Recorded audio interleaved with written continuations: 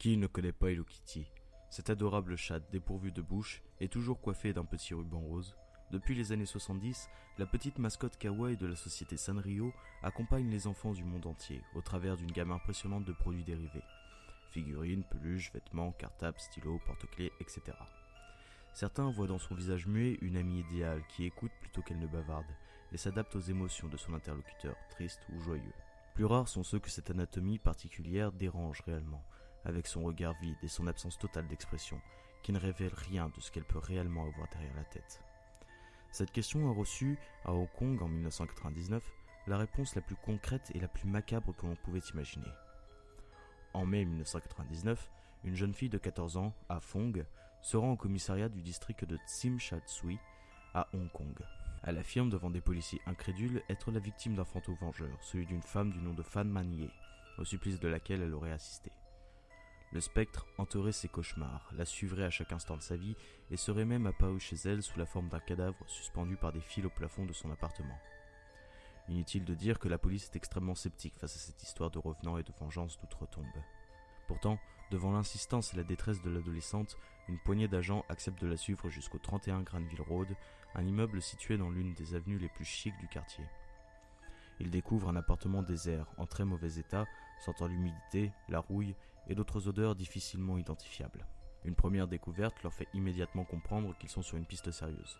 Une dent, une simple dent, et de nombreuses traces, sombres, qui apparaissent dans la pénombre de plus en plus clairement comme du sang séché. Dans le frigo, ils font une trouvaille bien plus macabre encore. Un sac dans lequel ont été entassés intestins et entrailles, façon bouillie. Mais le pire reste à venir. Intrigués par une odeur persistante de décomposition autour d'une énorme peluche sirène Hello Kitty, ils décident de l'ouvrir et découvrent sous la tête imposante du personnage phare de Sanrio une autre tête, écorchée et bouillie elle aussi, celle de Fan Man-ye. Ah Fong révèle alors toute l'histoire à la police, qui a depuis longtemps laissé de côté son scepticisme des débuts de l'affaire. Fan Man-ye était une prostituée et danseuse de bar de la Romance Villa, une zone de bordel du district de Tsim Sha Tsui. Âgée de 23 ans, orpheline, toxicomane et mère d'un très jeune fils, né d'un précédent mariage s'étant mal terminé, ses seuls soutiens reposaient sur quelques clients réguliers qui l'avaient prise en affection. Parmi eux, Chan Man-yok, 34 ans, commerçant, usurier, tout aussi toxico que Fan, et membre des triades. Fan entretient de très bonnes relations avec ses clients, jusqu'au jour où elle a la triste idée de lui dérober son portefeuille et les $4000 qui s'y trouvaient. Chan s'en rend compte et demande le remboursement de la somme volée. Fan rembourse. Chan veut plus, il demande $10 000 d'intérêt. Fan saigne ses économies, mais réussit à réunir la somme et à rembourser sa dette.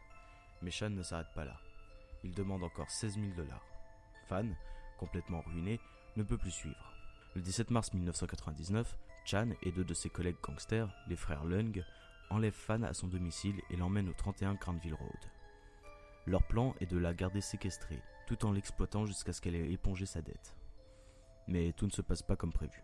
En effet, les trois compagnons sont complètement défoncés au chlorhydrate de méthamphétamine, ce qui les rend particulièrement impulsifs, irréfléchis et violents. Le petit groupe reste cloîtré un mois dans l'appartement exigu. Dès qu'ils s'ennuient ou qu'il n'y a rien à la télé, les kidnappeurs se changent en tortionnaires, battant leur prisonnière à coups de poing et de barre de fer et l'obligeant, alors qu'elle est martelée de coups, à sourire, à paraître heureuse et à en redemander. Ils la suspendent à un crochet au plafond de l'appartement et continuent de la battre. Ils lui font couler des gouttes de plastique fondu sur la plante des pieds et Chan a l'idée de faire durer encore leur petit jeu, en versant de l'huile pimentée sur les plaies béantes, puis en brûlant complètement les pieds à la flamme d'une bougie. Régulièrement, la petite amie de Chan passe, sur invitation de ce dernier, et participe au jeu de ses camarades. Elle a 14 ans et s'appelle Ah Fong. Elle est à la fois complice et victime des tortionnaires, forcée, par exemple, de déféquer dans la bouche de Fan. Surtout, elle ne dira rien, malgré sa liberté apparente. En tout cas, jusqu'à ce qu'un certain fantôme ne vienne la hanter. Un matin, Ah Fong, réveillé plus tôt que Chan et sa bande, découvre le cadavre encore chaud de Fan dans la salle de bain. Réveillé, Chan, après avoir, selon sa petite amie, plongé sa tête dans un grand bol de glaçons afin de se réveiller et d'apaiser les effets de la drogue, décide de se débarrasser du cadavre. Il allonge le corps dans la baignoire et le démembre minutieusement à la scie. Mais bien vite, ce qui aurait pu être un travail efficace bien que macabre devient un nouveau jeu sadique. Les trois gangsters extraient les intestins du corps de Fan et les font bouillir, s'amusant même à faire peur à Ah Fong avec le sac rempli d'entrailles. Ils jettent la tête dans une marmite d'eau bouillante et, lors du déjeuner venu, font cuire dans une autre marmite un grand plat de nouilles, utilisant la même cuillère pour touiller l'une et l'autre. Une fois la tête à point, Chan, sûrement à nouveau sous l'emprise de la méthamphétamine, la fourre à l'intérieur de la peluche Hello Kitty, qui traînait dans un coin et qui avait depuis plusieurs semaines assisté, muette, au supplice de Fan. Enfin, le trio jette les jambes et les bras des chiens errants qui s'empresseront de les faire disparaître. Les 3 tortionnaires seront condamnés pour homicide involontaire. Les restes étant trop partiels et abîmés pour permettre aux légistes de déterminer précisément la cause de la mort de Magnier, et celle-ci ayant été reconnue en tant que toxicomane avéré, l'avocat des accusés plaidera le doute quant à une mort potentiellement causée par une overdose plutôt que par les mauvais traitements infligés par Chan et les DeLong. Ceci n'empêchera pas ces derniers d'être condamnés à 20 ans de réclusion criminelle, non plus que Han Fong d'être pour toujours hanté par l'ombre vengeresse de Fan, peut-être caché derrière son dernier masque, le visage vide et muet de la chatte Hello Kitty.